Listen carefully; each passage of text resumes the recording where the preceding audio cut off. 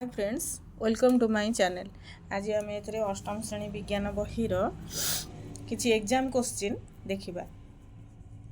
18 number प्रश्न देला, short question करथिले, एबे लॉन्ग टाइप क्वेश्चन टी करबा।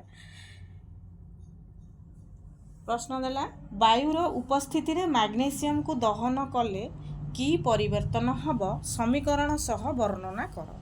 वायुर उपस्थिति रे मैग्नीशियम दहन करिवो लिखिबो। एठी देइछि Mg plus O2 MgO 2Mg plus O2 समान T2MgO। मैग्नीशियम ऑक्साइड एक क्षार सृष्टि करे। तापर प्रश्न देला, पाश्चरीकरण कौन, यह कहीं करा जाई थाए। लिखिबो 70 डिग्री सेल्सियस तापमात्रा रे क्षीर को 15 रु 30 सेकेंड पर्यंत गरम करी संगे संगे ठंडा करा जाई साइती रखा जाए। एहा द्वारा अणुजीव वृद्धि बाधा प्राप्त होई थाए, तेणु एहाकू पाश्चरीकरण कुहा जाए। तापर क्वेश्चन देला, समग्र पृथ्वीर कपा सिल्क रेयन लाइलन वस्त्र अपेक्षा टेरिलिन वस्त्रर चाहिदा अधिक कहीं, कारण दर्शा। ना टेरिलिन कपड़ा बहुकाल स्थायी और मजबूत अटे, ओदा हेले शीघ्र सुखी जाए, लोचा कोचा हुए नहीं, एहार मूल्य कम, साबुन और डिटर्जेंट रे शीघ्र परिष्कार हो जाए है। तापर देला, धातु अधातु मध्य पार्थक्य दर्शेब। एपटे लिखिबो धातु, एपटे लिखिबो अधातु है। एपटे लिखिबो एक रे धातु ताप, धातु है ताप सुपरिवाही, अधातु है ताप कुपरिवाही। तापर विद्युत सुपरिवाही है धातु, एपटे है विद्युत कुपरिवाही है अधातु। तेणु धातुर नमनीय गुण अच्छी, तेणु अधातु भंगुर बा उदाहरण है कार्बन सल्फर। एपटे नमनीयर उदाहरण है लुहा तंबा। तापरे देला, तुम साही रे थिबा दुकान को जीवा पाए तुमे गाड़ी रो व्यवहार करिबा उचित नुहे, यार कारण दर्शेइबो।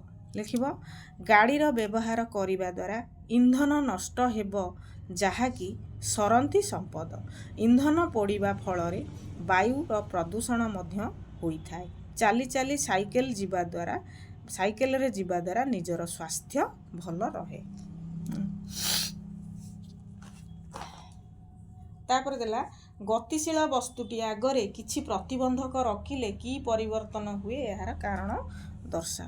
लिखिबो गतिशील वस्तु आगरे प्रतिबंधक रखिले यार वेग और गति दिगरे परिवर्तन हुए।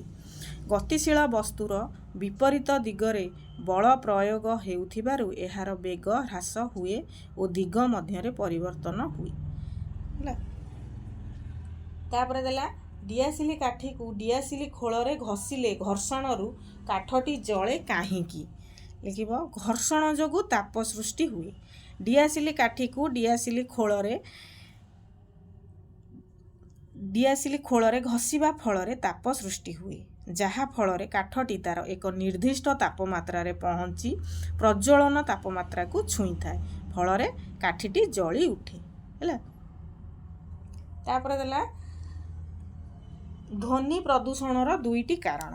ध्वनि प्रदूषणर दुईटी कारण लिखिबा, परिवेश रे मात्राधिक अदरकारी ध्वनिर उपस्थिति ध्वनि प्रदूषण कारण है। मोटर गाड़ीर शब्द, कल कारखानार शब्द, बाण फुटिबा इत्यादि ध्वनि प्रदूषण करिथाए।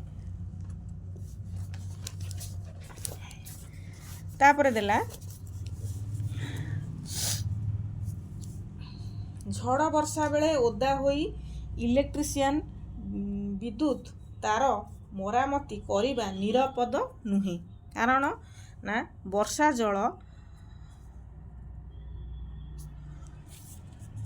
जलर किछि मात्रा रे विद्युत सुपरिवाही। वर्षा जल किछि मात्रा रे विद्युत ସୁପରିବାହୀ। ମନୁଷ୍ୟ ଶରୀର ମଧ୍ୟ ବିଦ୍ୟୁତ୍ ସୁପରିବାହୀ। ତେଣୁ ଝଡ଼ ବର୍ଷା ସମୟରେ ଓଦା ହୋଇ ବିଦ୍ୟୁତ୍ ତାର ମରାମତି କରିଲା ବେଳେ ବିଦ୍ୟୁତ୍ ଆଘାତ ଲାଗିବାର ସମ୍ଭାବନା ଥାଏ। ହେଲା, ତାପରେ ଦେଲା ଚନ୍ଦ୍ରକଳାର ହ୍ରାସ ବୃଦ୍ଧିକୁ ବୁଝାଅ। ହେଲା, ଚନ୍ଦ୍ରକଳାର ହ୍ରାସ ବୃଦ୍ଧି। ପୂର୍ଣ୍ଣମୀ ଦିନ ଚନ୍ଦ୍ର ଥାଳିଆ ଭଳି ବୃତ୍ତାକାର ଦେଖାଯାଏ। ତା ପରଦିନ ଠାରୁ ପ୍ରତିଦିନ ଚନ୍ଦ୍ରର ଆକାରରେ ପରିବର୍ତ୍ତନ ହୋଇ ଏହା କ୍ରମଶଃ ସରୁ ହୋଇ ଦା ପରି ବକ୍ରାକୃତି ହୋଇଥାଏ। ପୂର୍ଣ୍ଣମୀର 15 ଦିନ ବେଳକୁ ଏହା ଆଦୌ ଦେଖାଯାଏ ନାହିଁ। ଏହାକୁ ଅମାବାସ୍ୟା କହନ୍ତି। ଅମାବାସ୍ୟା ପରଠାରୁ 15 ଦିନ ପର୍ଯ୍ୟନ୍ତ ଚନ୍ଦ୍ରର ଉଜ୍ଜ୍ୱଳ ଦିଶୁଥିବା ଅଂଶ ଧୀରେ ଧୀରେ ବୃଦ୍ଧି ପାଏ, ପୁନଶ୍ଚ ଥାଳିଆ ଭଳି ଦିଶେ। ଚନ୍ଦ୍ରର ଆକୃତିରେ ଏପରି ପରିବର୍ତ୍ତନକୁ ଚନ୍ଦ୍ରକଳାର ହ୍ରାସ ବୃଦ୍ଧି କୁହାଯାଏ। ହେଲା, ତାପରେ ହେଲା କୃତ୍ରିମ ଉପଗ୍ରହ ପ୍ରାକୃତିକ ଉପଗ୍ରହ ମଧ୍ୟରେ ପାର୍ଥକ୍ୟ ଦର୍ଶେଇବ। କ'ଣ ଲେଖିବ ନା ଏପଟେ ଲେଖିବ କୃତ୍ରିମ ଉପଗ୍ରହ, ଏପଟେ ଲେଖିବ ପ୍ରାକୃତିକ ଉପଗ୍ରହ। ଏଠି ଲେଖିବ କୃତ୍ରିମ ଉପଗ୍ରହ ମନୁଷ୍ୟକୃତ, ମନୁଷ୍ୟ ଯାହାକୁ ତିଆରି କରିଥାନ୍ତି। ପ୍ରାକୃତିକ ଉପଗ୍ରହ ଗୁଡ଼ିକ ଚାରିପଟେ କ'ଣ ଗ୍ରହ ଚାରିପଟେ ପରିକ୍ରମଣ କରନ୍ତି। ଏଗୁଡ଼ିକ ପ୍ରାକୃତିକ। ଏହା ସାହାଯ୍ୟରେ କୃତ୍ରିମ ଉପଗ୍ରହ ସାହାଯ୍ୟରେ ଭୂପୃଷ୍ଠ ଭୂ ଅନ୍ତରରେ ଥିବା ଜଙ୍ଗଲ, ଖଣି, ପ୍ରାକୃତିକ ଗ୍ୟାସ୍, ପେଟ୍ରୋଲିୟମ ସ୍ତର ଆଦି ବିଷୟ ସନ୍ଧାନ କରାଯାଏ। ଏପଟେ ଚନ୍ଦ୍ର ପୃଥିବୀର ଉପଗ୍ରହ। ହେଲା, ଆର୍ଯ୍ୟଭଟ୍ଟ, ଇନସାଟ୍, IRS, କଳ୍ପନା ଆଉ ଏଟ୍ସାଟ୍ ଇତ୍ୟାଦି କୃତ୍ରିମ ଉପଗ୍ରହ। ହେଲା, ତାପରେ ମଙ୍ଗଳର 2ଟି, ବୃହସ୍ପତି 64 ଓ ଶନିର 60ଟି ଉପଗ୍ରହ ଅଛି। ଏ ହେଲା କୃତ୍ରିମ ଉପଗ୍ରହ ଆଉ ପ୍ରାକୃତିକ ଉପଗ୍ରହ ମଧ୍ୟରେ ପାର୍ଥକ୍ୟ ଦର୍ଶାଅ।